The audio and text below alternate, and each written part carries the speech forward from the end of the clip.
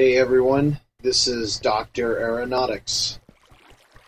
Welcome back to the shore. We are somewhere between Center Street and Orleans Street. And we're about to begin our third and final leg of the journey.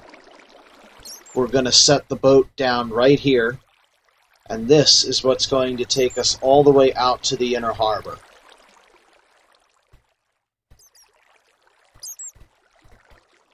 So somewhere in this section, we're not going to be able to see it, unfortunately, because it only occurs in the eastern conduit.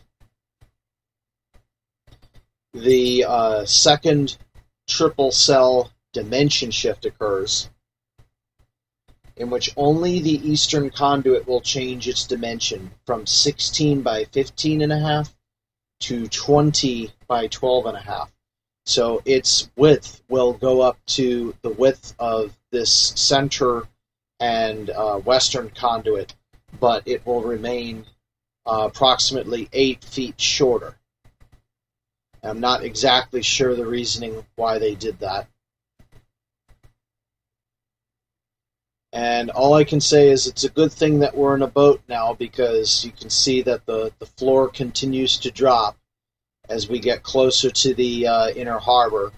So we're at sea level, and the bottom of the tunnel continues to go down.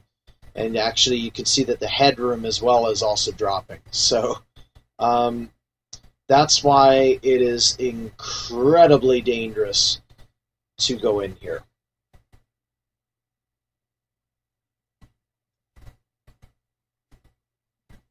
I'm just going to take things nice and easy because I don't want my boat to break. Minecraft just loves to cause me issues with my boats glitching out. Now, once we get down to between Orleans and Hillen Street, you can actually see it on the satellite image, because we're basically running under the fallsway. You should be able to see there's about a 90-degree shallow bend in the fallsway, and the conduit takes that bend as well. That's what we're following right now.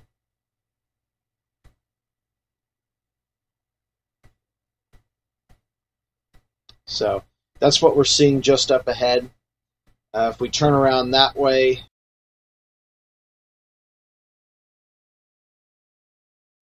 we would be able to see not quite that far, just about up to 600 feet. There's a whole bunch of little twists and turns in the system that is very difficult to simulate with Minecraft. So I wasn't able to simulate that aspect. Oh, I had a glitch there. Again, I'm just taking it nice and easy because I don't want the boat to break. I mean, well, ignoring that way, this is probably one of the creepiest turns. You know, the tunnel's half full of water, and then there's just this turn in the tunnel. Oh, God. Don't scare me like that.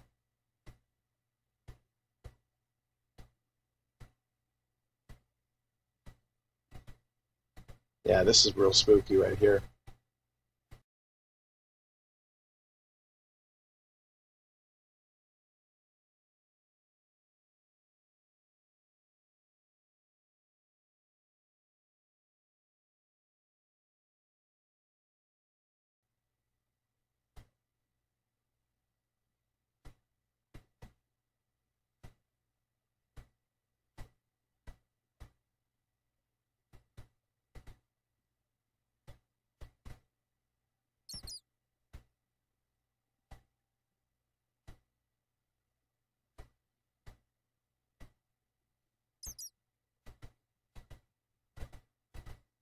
Okay, and about midway through this section, we will be passing underneath of Gay Street.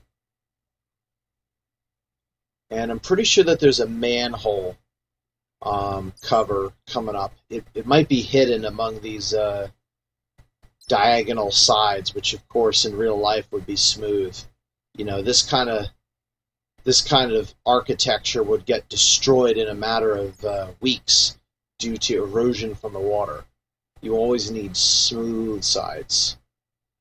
I set the time wrong.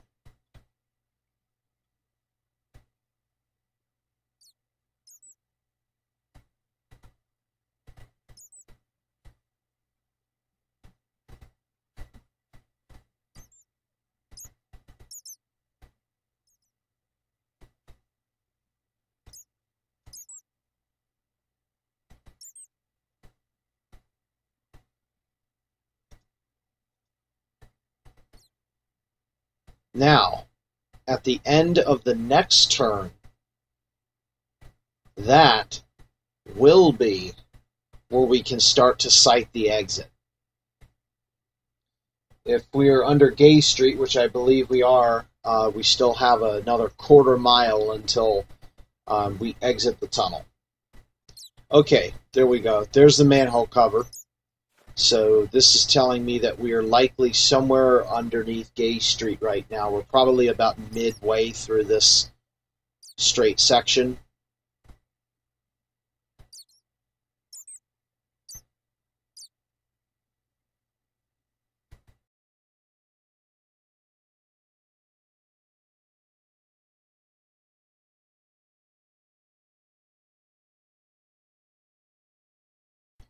Okay, and once again, it wouldn't be this immediate, it would be a lot more gradual. The ceiling is coming down again, and the base of the tunnel will be deepening from approximately 2 meters to 3 meters.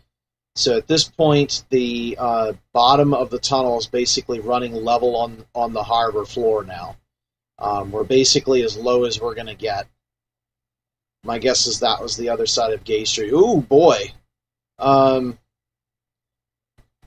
knows if something like this exists in real life or not. But this was not intentional. But I don't know anything about this section of the conduit, so who knows? Maybe it's real. We're seeing into the western conduit right now.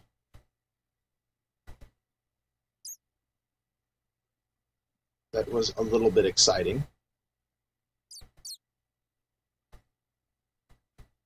So now more of the tunnel is filled with water than isn't.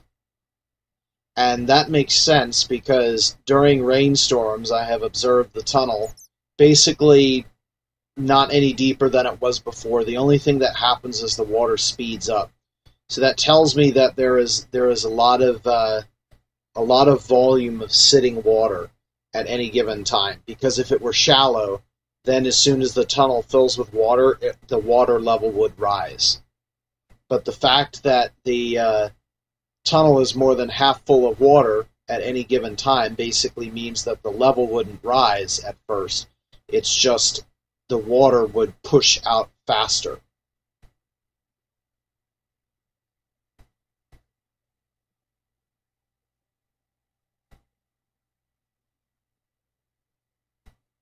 So it got a little bit wider there. I don't believe maybe that was intentional.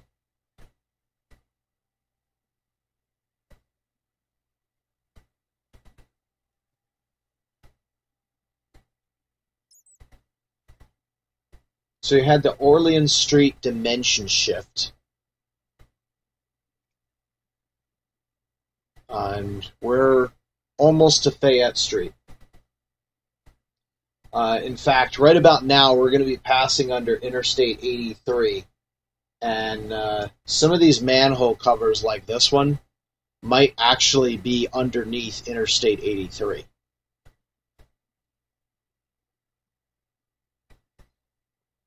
Ah, finally.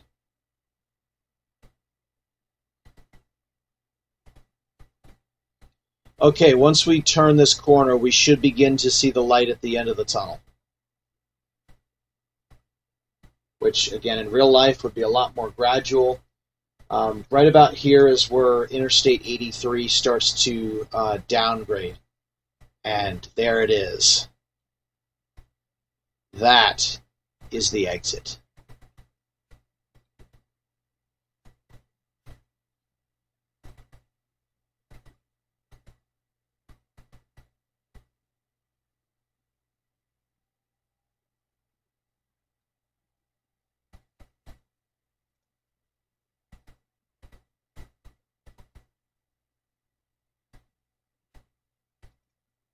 Okay, so now we're passing under Fayette Street. We're really starting to get into downtown Baltimore now.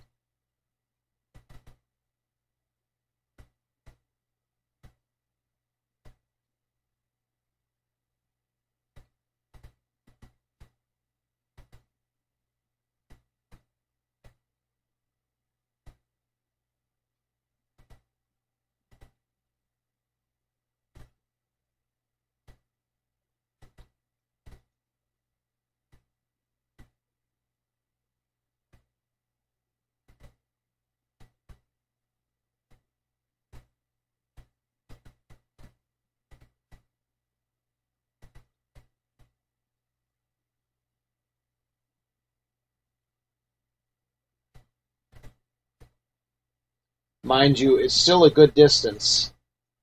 We still have about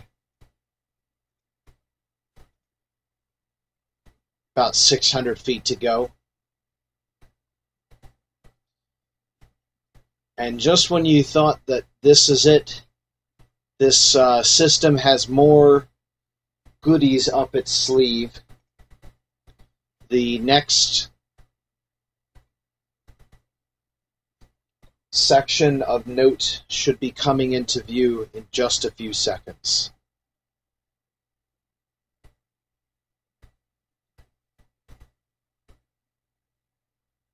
And this one will be hidden just a little bit more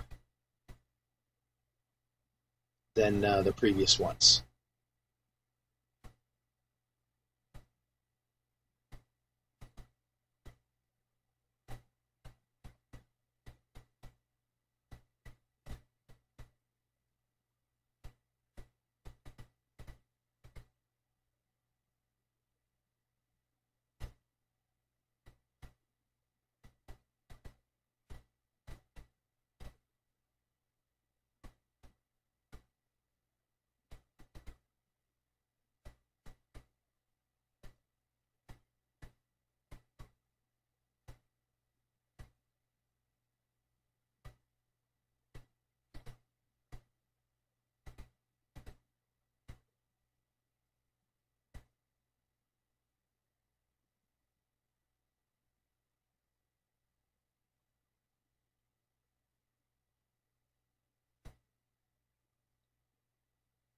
Okay, I can begin to see the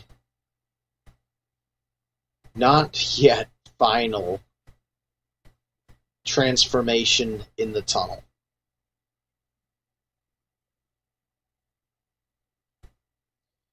Okay, this right here was the original outflow. You can actually see it in Google Earth. If you take a look, we're going under Baltimore Street right now.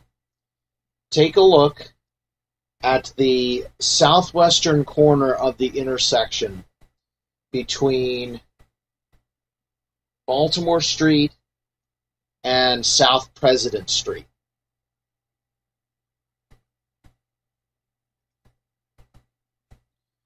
So this is the President Street extension section, and this was built in the 1970s to enable Interstate 83 to exit onto President Street. And it also contains special waterproofing because the Baltimore Metro subway passes pretty much underneath our current position right here. Two bores. So that section was built the 1900s, as in 1900 something. This section built 1970s. And now we can begin to see all three tunnels at a given time. This is intentional. So now we can see the Western Conduit, the central conduit and the eastern conduit together one more time before everything changes at the very end.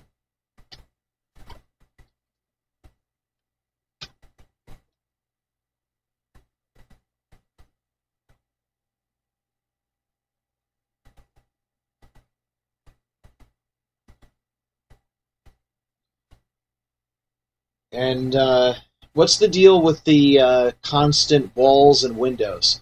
Well, those are baffles that are used to manage suction force. The eastern conduit carries most of the water, and if there's a major storm, then the water that's there could theoretically rise, and what could happen is it could be carried out into the harbor, and then because these conduits, the central and the western, aren't taking water, they would be lower, which means the eastern conduit could theoretically turn around and then start flooding into these conduits because it's not quite as full. And that is extremely dangerous, because if there are people outside that are fishing off of the Lombard Street and suddenly they fall in, then they could get sucked into here, and this is upstream. So, of course, that means pressurization and all of the air disappears. Very bad. Hence the baffles to help redistribute all of the force of the water. But it only works when the water level starts to rise above sea level due to flooding. Now we can have our proper exit. By the way, the very last secret in the system, the eastern conduit keeps going to Lombard Street before it dumps out. So, finally, after approximately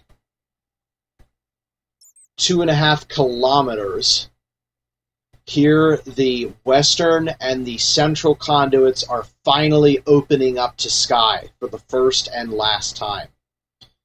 This is the Baltimore Children's Museum here. Just behind us is Baltimore Street. To our left is President Street. And the bridge up ahead is Lombard Street.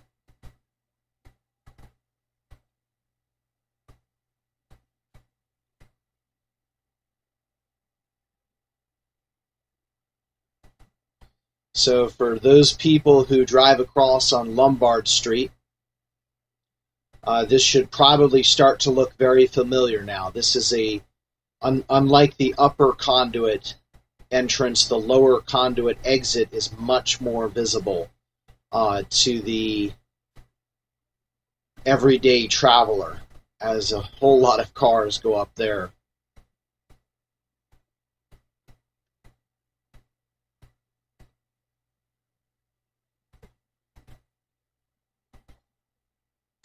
All right, so we're going to pass under Lombard Street,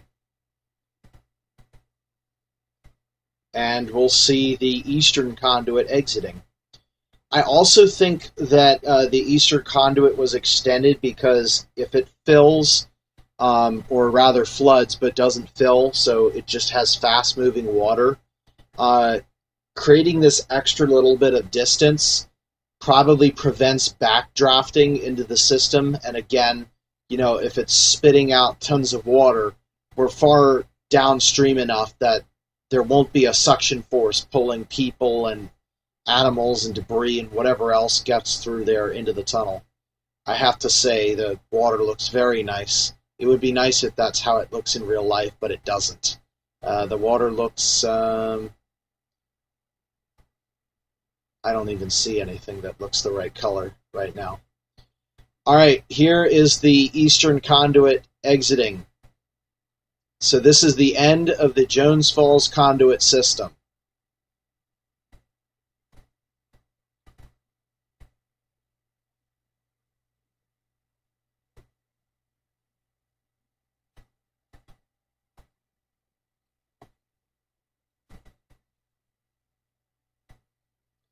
Now, just after this point, there would be a trash net, and then the boats can literally start. This open flue continues another 2,000 feet before going to emptying into the inner harbor. Now this is Pratt Street that we're going under right now. And at this point, that is the last bridge, and just beyond the scene here is the inner harbor. And that's the entire Jones Falls Conduit system. I hope you guys have enjoyed this simulated tour, and I hope you've understood and respected and appreciated the awesomeness of the system and the dangers involved with going in there, which I'm very happy that I was able to put together this tour so that you didn't have to go in there. If there's enough people watching these video series and liking them, I may possibly do more in the future. Some possible videos that I could see doing are more fictional based. Flood mode, anybody? How about adventure mode gauntlet with mobs? And then I've got some other stuff which is going to remain hidden for the time being. But yeah, let me know. Thank you guys so much for watching this series. I really hope you enjoyed it. We've toured the entire mainstream system, and our journey has come to an end. Thank you all for watching. Bye-bye.